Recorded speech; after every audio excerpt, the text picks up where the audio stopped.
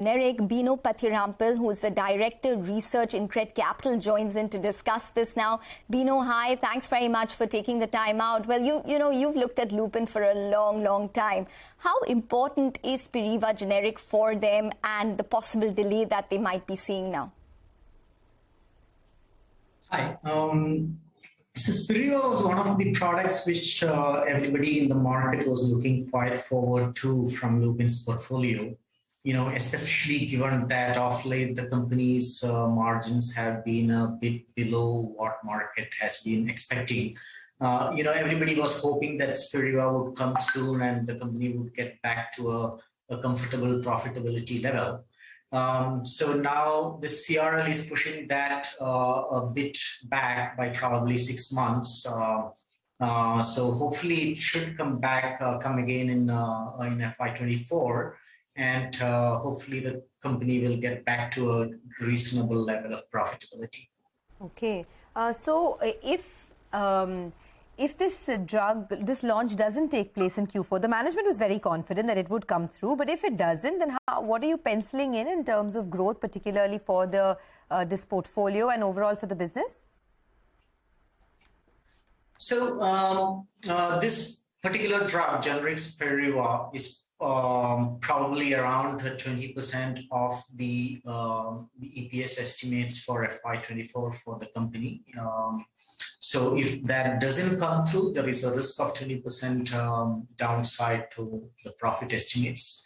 But even if you remove that, still there should be a pretty good growth in earnings numbers that we are projecting for next year, because last year and this year are pretty low margin years for Lupin. And the market is expecting that the margins, even in the absence of Spiriva, should rebound back to historic levels of 15-16%. So even in the absence of Spiriva, what the market is pricing in is a pretty substantial 40-50% jump in Lupin's profits in FY24 over FY23. Okay. The reason I ask is because the stock has had a big fall, right? I mean, it's down, almost 35% from the 52-week high of almost 1,000 rupees. You think there's any trigger that can lead to the stock seeing a recovery from here? So the stock has fallen because of the lower profitability than what the market was expecting at that point in time. Even as late as Q1 of FY23, the company's reported margins at the EBITDA level was at a single-digit level. Everybody is expecting, and the management has also guided to a significant margin recovery by end of this year and in FY24. So as the company starts reporting double-digit EBITDA margins and margins that are in the high teens, which is what the company's peers are mostly doing, I see the stock rebounding back to those levels. Okay. In terms of your preference within the entire pharmaceutical space, Bino, what would it be? Would you probably look at companies which are not so event-linked, say, within the US generic pharma space, and which ones would they be? So in general, I'm pretty positive on the US market as we stand today, because we have gone through an era of very high price erosion, which is mostly behind us in my view. The pricing scenario in the US should start improving next quarter onwards. So to that extent, I would look at companies gaining from the US market. Within the US market, it's very difficult to separate out events. US market or the US business by nature is very event-driven. So that kind of volatility has to be built into expectations. Within that, at the current stock levels, I would prefer buying Zydus Life Science and Sun Pharma. Those are my topics. Sorry, which one did you say? Sun Pharma and? Zydus Life Science. Zydus. Okay. All right. But just coming back to Lupin itself, you did mention about the way forward in terms of the stock price.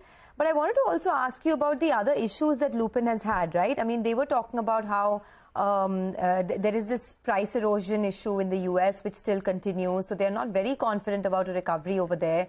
Do you think these are some things that could keep a lid on the stock in the near term, despite that 11-12% gain that we've seen in the last 3 months? So, like I said, overall at a macro level, I expect the pricing scenario in the US generics market to improve substantially over the next 6 to 9 months. And there is no reason why Lupin in particular shouldn't benefit from that. In addition to that, the management has highlighted a lot of cost control measures they are doing to make a step jump in profitability. So all this should result in margins getting back to the historic levels of mid to high teens is what I expect and what is built into the stock price as well. Bino, yesterday we did discuss, the strengths that MNC pharma companies have in India with regards to the brands, etc. But at the same time, they're not available for cheap valuations. What are your thoughts on the MNC pharma space in particular in India? It is very difficult to take a call on that space altogether because the MNC pharma, the performance of the company, performance of the stock depends on key products, key patented products that those companies have. So there are select companies which have products coming into the Indian market from the patent portfolio. They set to see growth for a few years, but then as those products mature, their growth may come off. So at a basket level, it's probably very difficult to take a call. One need to go individually into each company, and within that, individually we need to analyze the product performance. So what would your... in general, in general, the new product patent regime that India has is favorable for the MNC companies. So what would your top picks in that space be, since you're talking individual companies, etc.? Sorry, since I don't cover any stocks from that area, okay. I won't be able to make that comment. Okay, Bino, just a quick last question, and just coming back to Lupin, I wanted to understand where Lupin stands in terms of a preference amongst the basket of stocks that you track. So Lupin is probably in the middle level. I have a hold rating on Lupin. I believe that once the company starts delivering on profitability, as the EBITDA margins start inching up, I will look forward to a better upside on the stock price. Okay, we leave it at that. Bino, thanks a lot for joining us and giving us an update on the entire pharmaceutical space.